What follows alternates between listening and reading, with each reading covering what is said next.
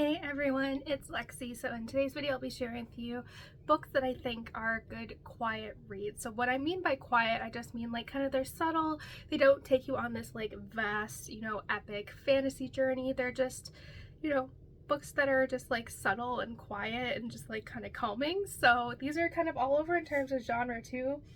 Which I'm excited to talk about. One I haven't talked about, I don't think, in years, so I'm excited to include it in here. So without further ado, let's get started. So this is the book that actually kind of inspired this video, and it is Piranesi by Susanna Clarke. I read this late last year, and I really loved it. This is my first Susanna Clarke book, and I'm happy I really picked this one up. I think this is one that it's better off kind of not knowing too much about kind of the plot of this one, but essentially it follows Piranesi, who lives in this labyrinth style house where there's like oceans, like it's just never ending, and the book is kind of told from his journal entry, and there's only one other person that's with him that will visit, and is the other, and it kind of goes off from there. This book is very subtle. There is kind of themes of kind of solitude, our relationship to the environment around us, and like vice versa.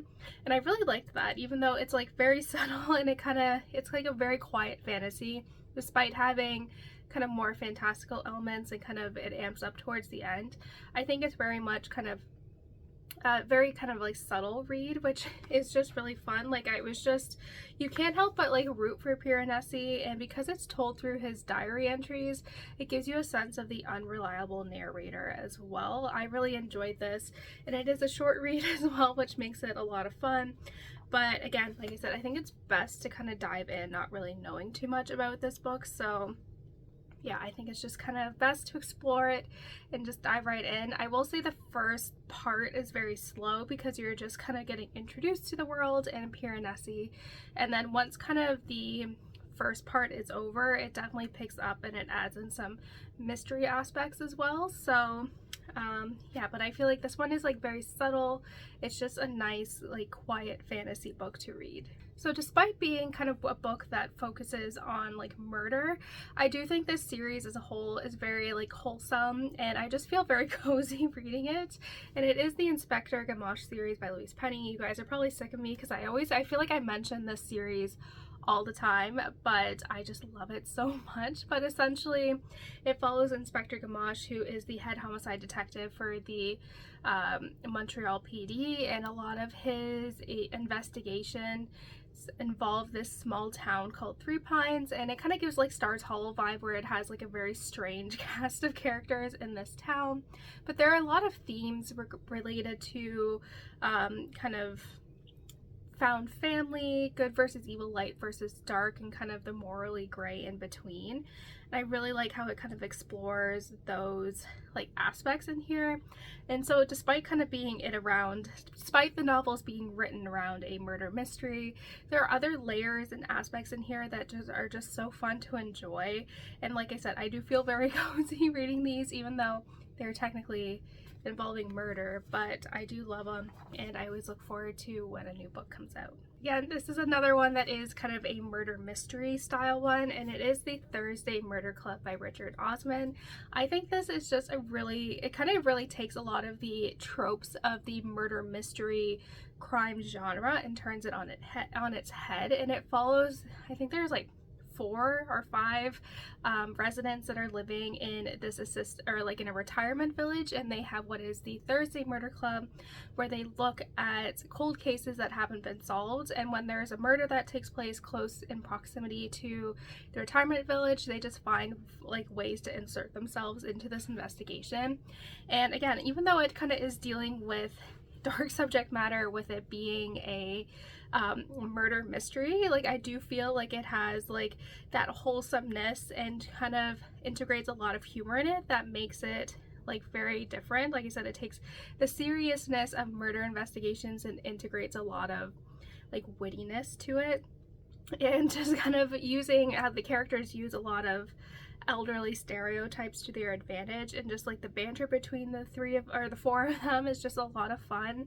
And yeah, like I said, this book is like a quiet read for me, because even though it does have like that murder aspect, it's just a very fun, cozy read. Next up, we have The Baker's Secret by Stephen P. Kiernan, and this is a book that I read a long time ago, and this isn't even the one that was like I haven't mentioned in years. This one I haven't mentioned in a few years. The other one I haven't mentioned probably since I started my channel, but this one follows this girl who lives in Normandy, France, and she ends up becoming a baker when their town is kind of taken over by the Nazis, and it follows her experience of kind of living in Nazi-occupied France and how she kind of figures out how to cheat the system so that she can give more bread to the people of the town as opposed to the Nazis.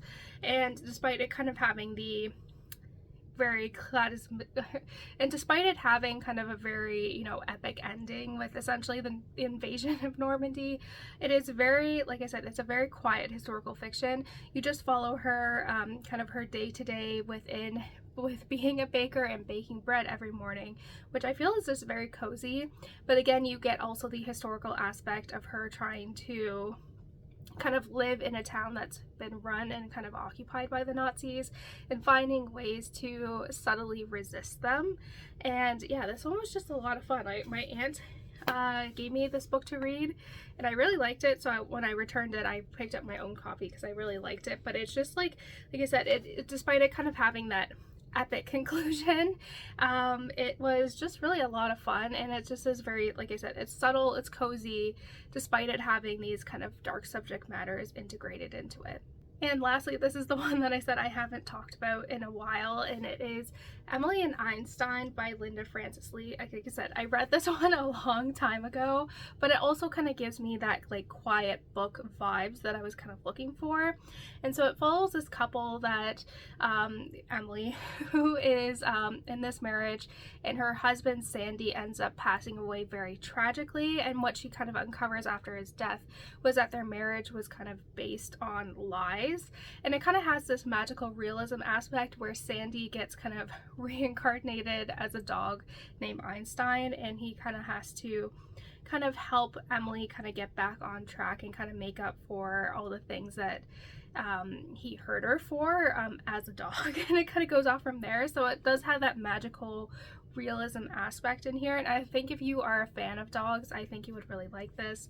But I think it was just really interesting because it really takes the concept of having a second chance and really kind of plays with it in a way that, you know, is a little bit fun, a little bit different than kind of a stuffy fiction novel. I really like how it integrated a lot of the magical realism aspects into this, and it was just fun to read. Like, it was, like I said, I read this a long time ago, but I just really enjoyed it, especially getting the perspectives of Sandy as he's like the dog Einstein was really fun. Just kind of him waking up and realizing what's going on, and then realizing he needs to, you know, he's been given a second chance and he can kind of make things right with his wife and all that stuff, which was a lot of fun. But like I said, it's quiet. It has like these kind of fun moments in here as well that are a little bit humorous given the situation, but it's just a lot of fun, a very cute read, one I haven't talked about in a long time.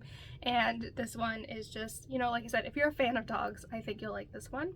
So that's it, guys. I hope you enjoyed this video. Let me know in the comments below what books you think kind of have that quiet reads vibes and all of that fun stuff. So yeah, thank you guys so much for watching. Don't forget to give this video a thumbs up, and I'll see you guys next time. Bye, guys.